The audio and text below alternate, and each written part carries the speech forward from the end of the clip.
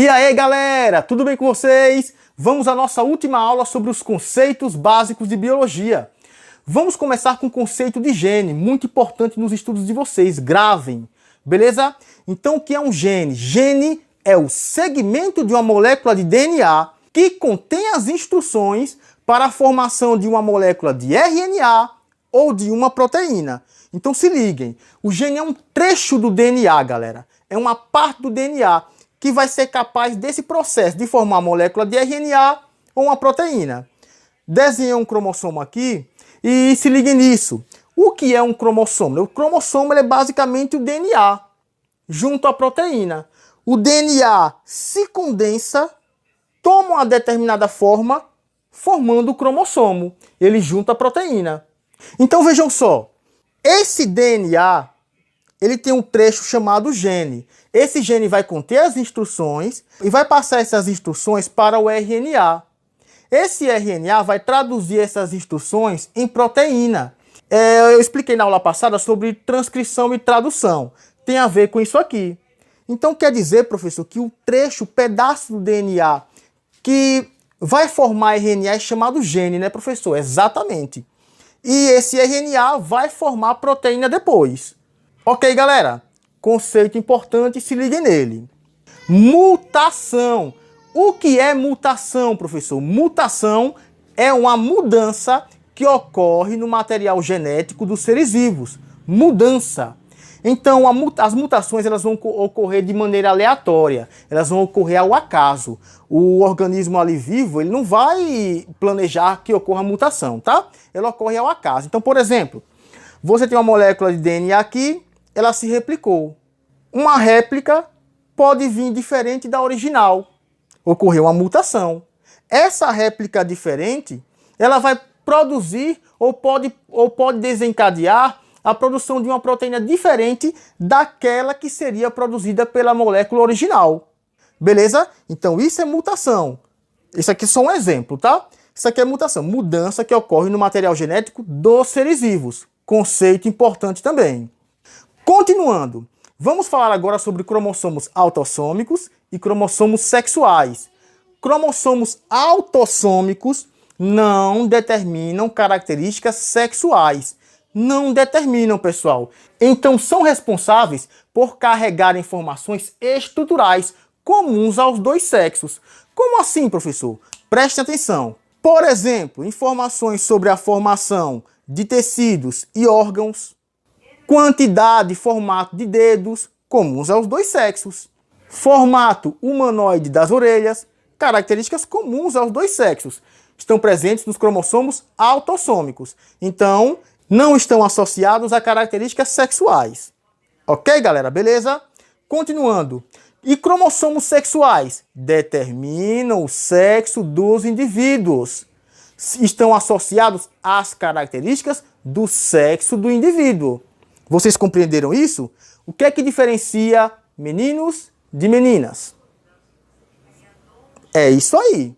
São as informações do sexo do indivíduo, referentes ao sexo. Então vamos lá. No ser humano existe um total, isso no ser humano, tá? Um total de 46 cromossomos. 46, divididos em 23 pares. Porque os cromossomos nas células somáticas formam pares, cromossomos para as mesmas características.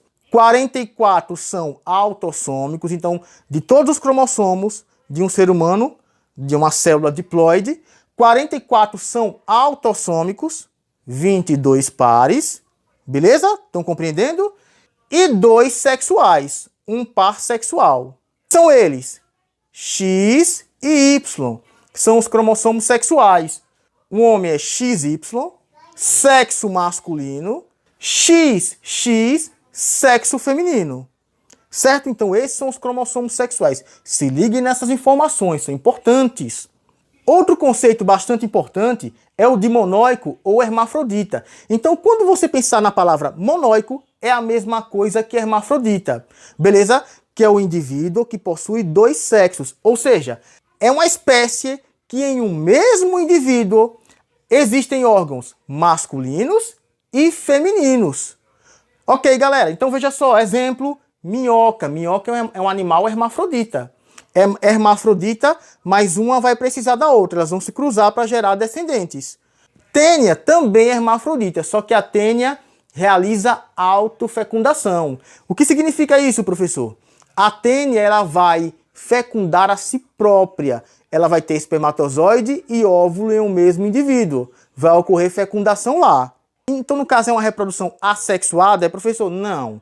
Porque é uma reprodução sexuada, é uma autofecundação, é um mesmo indivíduo, mas é uma reprodução sexuada porque vai haver encontro de gametas. Beleza? Se ligue nisso aí. O feijão é hermafrodita também. Vai realizar autofecundação. Continuando, vamos falar agora sobre os dioicos. Dioicos são aqueles que possuem sexos separados. As estruturas reprodutivas masculinas e femininas são formadas em indivíduos diferentes, pessoal. Macho e fêmea. Vamos dar exemplo, ser humano. Tem o homem e a mulher, macho e fêmea. Kiwizeiro é uma planta que também possui sexos separados, planta macho e planta fêmea, entre outros exemplos. Desenvolvimento indireto, desenvolvimento direto. Dois conceitos muito importantes, gravem. Desenvolvimento indireto. Nesse tipo de desenvolvimento, o indivíduo sofre metamorfose entre o nascimento e a fase adulta. Vai existir um estágio larval em que vai ocorrer metamorfose, uma transformação. Dois exemplos clássicos, borboleta e sapo. Observe aqui, no caso da borboleta, do ovo surge uma larva, que é a lagartinha. Ela vai formar um casulo após algum tempo. E nesse casulo vai ocorrer a transformação em um indivíduo adulto, que vai sair do casulo. Esse é um desenvolvimento indireto. O sapo também é um indivíduo de desenvolvimento indireto. Do ovo nasce o girino e o girino, com o passar do tempo, vai se transformar em um indivíduo adulto. Beleza, galera? Desenvolvimento direto. No desenvolvimento direto, o ser vivo mantém praticamente o mesmo aspecto ou estrutura, desde o nascimento até a fase adulta. Então, basicamente, esse indivíduo só vai crescer. O que pode mudar é a proporção cabeça, tronco e membros, tá? Mas, basicamente, ele vai crescer. Exemplo de indivíduos com desenvolvimento direto, aves e mamíferos. O indivíduo, basicamente, só cresce, sem haver metamorfose. Ovíparos se reproduzem por meio de ovos, através de ovos. Põe ovos. Exemplo clássico, as aves. Galinha põe ovo. É um animal ovíparo. Vivíparos são aqueles cujo filhote nasce diretamente do corpo materno. Não vai haver um ovo. Exemplo, mamíferos de um modo geral. De um modo geral.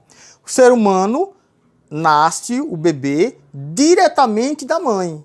Diretamente do corpo. Essa é a diferença entre ovíparos e vivíparos. Ovovivíparos.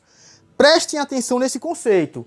Produzem ovos, mas o filhote sai do ovo ainda dentro do corpo materno. Exemplo, tubarão, raia, entre outros. Prestem atenção. Professor, para a gente entender melhor o que é um ovo ovovivíparo, se liguem, parem de anotar um instante e prestem atenção. O ovo, ele está aqui dentro do corpo da mãe. Aqui é o exemplo do tubarão. Ele vai permanecer aqui dentro. O filhote vai eclodir dentro do corpo da mãe. Ele vai sair do ovo dentro do corpo da mãe. Tá vendo? Olha aqui, olha. O ovo não vai para o meio externo. Após algum tempo, esse filhote sai do corpo da mãe. Tubarão recém-nascido. É assim que acontece nos ovovivíparos. Então, novamente, dois exemplos importantes, tubarão, raia, entre outros exemplos. Beleza, galera? Se você está caindo de paraquedas aqui, seja bem-vindo ao meu canal. Assista os outros vídeos. Essa aqui foi nossa última aula de conceitos básicos de biologia. Com essas aulas, vocês vão ter uma base boa para continuar os estudos de vocês. Se inscrevam no canal, deixem um joinha, compartilhem. Valeu e forte abraço!